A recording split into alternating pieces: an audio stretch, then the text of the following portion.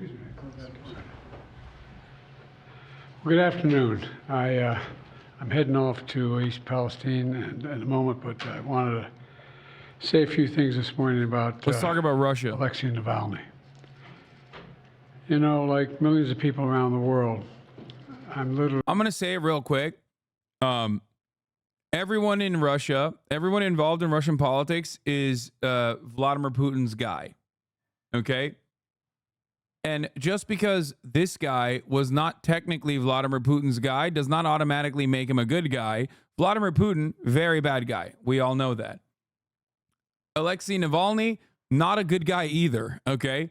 Just anti-Vladimir Putin, which is why, of course, many people immediately jumped on the train of like being like, oh, Navalny, he's so, he's based. He hates Putin. He's like, and then you find out about his like personal opinions on xenophobia and racism, and you're like, oh, never mind. Never mind. But but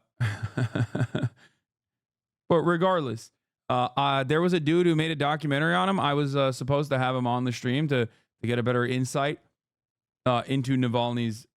How the fuck do you know Putin's bad? How the fuck do I know Vladimir Putin is bad? Well, one, I'm from a country that has our own Vladimir Putin. His name is Recep Tayyip Erdogan. And across the board, not good, okay? Not good at all. So that's number one.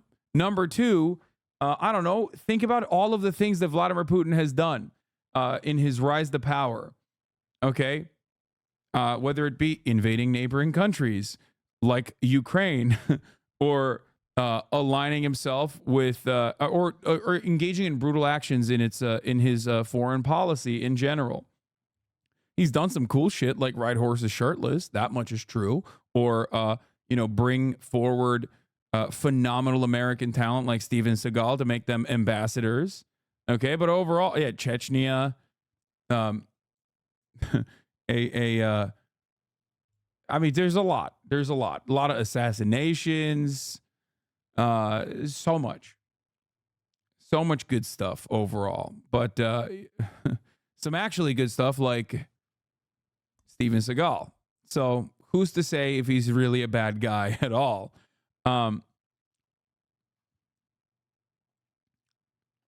Let's continue. Let's hear what he had to say about Navalny, though. Both not surprised and outraged by the news. Reported death of Alexei Navalny. He bravely stood up. Yeah, I love when people go, what do you think about Vladimir Putin? What do you think about Vladimir Putin being, how do you know he's a bad guy? We're literally watching like his I guess, main opposition that is like outside of the sphere of Putin's influence, partially because he was most likely backed by American interests in general. That one guy who just died. So I wonder how that happened. I mean, this Putin guy. To the corruption, the violence, and all the bad things that the Putin government was doing. In response, Putin had him poisoned. He had him arrested. He had him prosecuted for fabricated crimes. He sentenced him to prison. He was held in isolation. Even all that didn't stop him from calling out Putin's lies. Even in prison, he was a powerful voice for the truth, which is kind of amazing when you think about it. And he could have lived safely in exile after the assassination attempt on him in 2020, which nearly killed him, I might add. But he was traveling outside the country at the time. Instead, he returned to Russia. Big L, big mistake, by the way. Don't do that. Russia, knowing he'd likely be imprisoned or even killed if he continued his work. But he did it anyway because he believed so deeply in his country, in Russia. Reports of his death, if they're true, and I have no reason to believe they're not, Russian authorities are going to tell their own story. But make no mistake, Putin is responsible for Navalny's death. I mean, this part is like true on every front. Even if he died to natural causes, which very unlikely, even though the timing of it is suspicious leading up to like an election, right? Technically he is at the responsibility of the state. He's in prison. If you die in prison, the state fucked up, no matter what. Okay? So that part is 100% true, regardless. Is responsible. What has happened to Navalny is yet more proof of Putin's brutality. Yeah, while there's no like immediate motive, I guess, while there's no immediate motive, I do still believe that, you know, come on. No one should be fooled, not in Russia, not at home, not anywhere in the world. Putin does not only target his citizens of other countries, as we've seen what's going on in Ukraine. There's no motive in the sense that he's already in prison and he already had been like very publicly poisoned by Putin. You know what I mean? That's what I mean. Like, there's obviously a motive, like a broader motive, but it's more like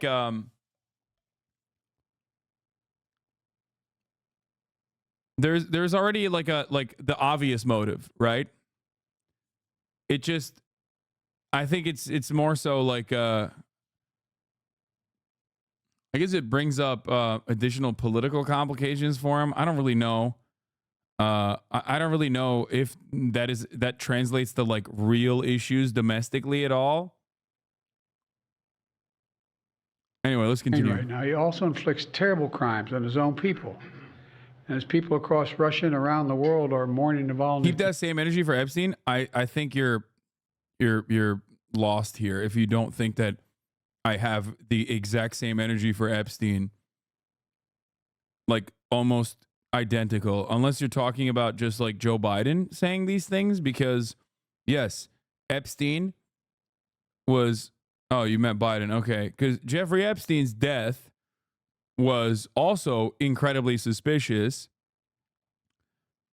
And not only that, but also Jeffrey Epstein's death was also incredibly suspicious, but he also died in federal prison under very suspicious circumstances. So yes, I still maintain the position that he did not kill himself, but instead absolutely was assassinated by the federal government. And the same principle stands for Jeffrey Epstein. He is supposed to be cared for by the fucking state. Okay? He's supposed to be cared for by the state. He died under Trump. Yes, he died under Trump. And Bill Barr is the primary responsible party in this circumstance as the head of the DOJ. And not only that, but also, like it is worthy of an investigation. If there wasn't actual bipartisan support on things of that nature, in my opinion, considering that he was also most likely an asset for the State Department. Today, because he was so many things that Putin was not. He was brave. He was principled. He was dedicated to building a Russia where the rule of law existed and where it applied to everybody. Navalny believed in that Russia. What is this fish? He knew it was a cause worth fighting for, and obviously even dying for. This tragedy reminds us of the stakes of this moment. We have to provide the funding so Ukraine can keep defending itself against Putin's vicious onslaughts and war crimes. You know, there was a bipartisan Senate vote that passed overwhelmingly in the United States Senate to fund Ukraine. Now, as I've said before, and I mean this in a literal sense, history is watching. History is watching the House of Representatives. The failure to support Ukraine at this critical moment will never be forgotten. It's going to go down in the pages of history. It really is. It's consequential. And the clock is ticking. And this has to happen. We have to help now. You know, we have to realize what we're dealing with Putin. All of us should reject the dangerous statements made by the previous president that invited Russia to invade our NATO allies if they weren't paying up. He said if an ally did not pay their dues, he'd encourage Russia to, quote, do whatever the hell they want.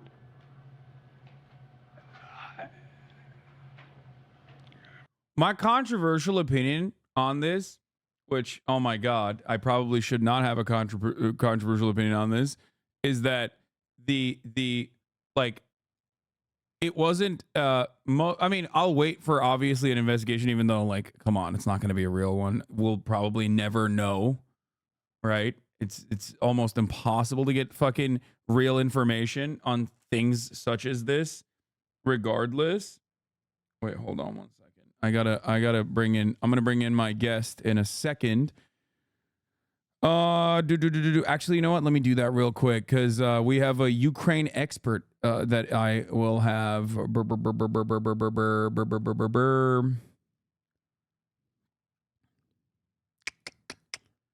coming on because we're gonna be talking about like Ukraine updates as well.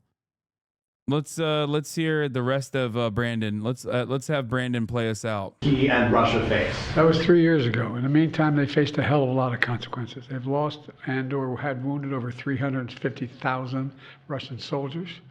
They've made them in a position where they've been subjected to great sanctions across the board, and we're contemplating what else could be done. But what we were talking about at the time, there were no actions being taken against Russia. And look, all that's transpired since then. Can you say whether you're looking at increasing sanctions on Russia right now? We're looking at a whole number of options. That's all I'll say right now. Is there anything you can do to get ammunition to the Ukrainians without a supplemental from Congress?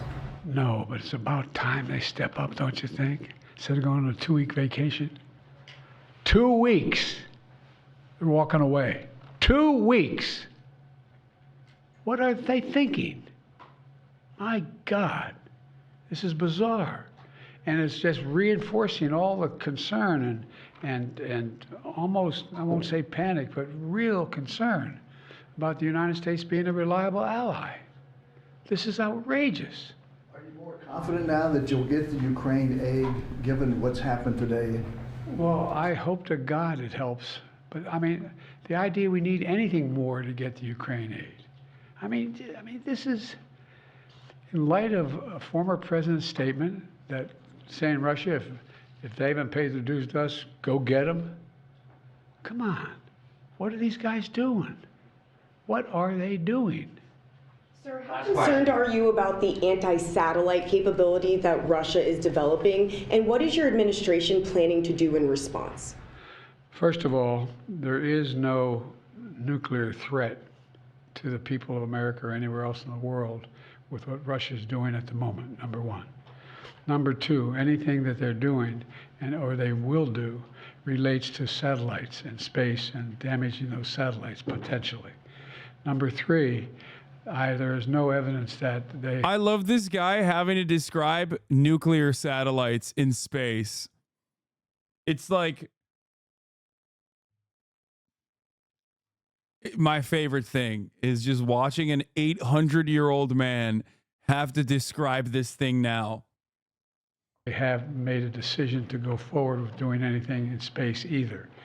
So what we found out, there was a capacity to launch a system into space that could theoretically do something that was damaging.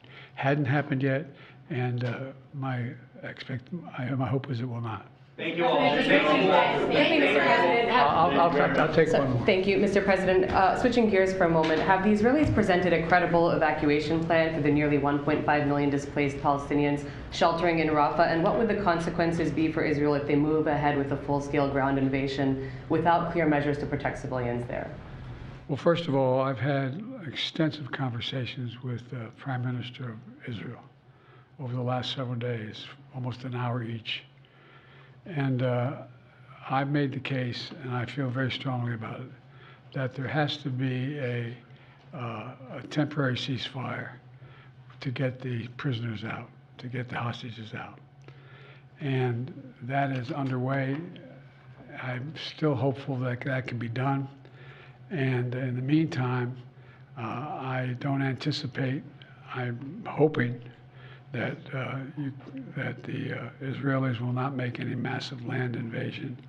Yeah. Wait, what? I'm sorry, what? Bro, does he know? Does he know? Does he know what's going on? Bro thinks it's October 6th, I think. His brain is stuck on October 6th. In the meantime, so it's my expectation that's not It was in reference to Rafah. I think he's at this point. He's like, I really hope the Israelis don't do a land invasion into Sinai. You know, it's just who knows, Jack.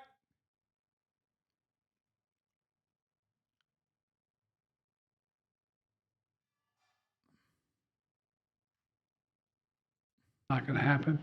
There has to be a ceasefire temporarily to get those hostages. By the way, we're in a situation where there are American hostages. You mean southern Palestine? First of all, dog, even if he says like into Rafah, the fuck's he talking about? It's already like they're bombing the shit out of Rafah. And not only that, but they also directly invaded the last large southern Gaza hospital. American citizens are being held hostage. It's not just Israelis, it's American hostages as well. And, my hope and expectation is that we'll get this hostage deal. We'll bring the Americans home, and the deal is being negotiated now, and we're going to see where it takes us.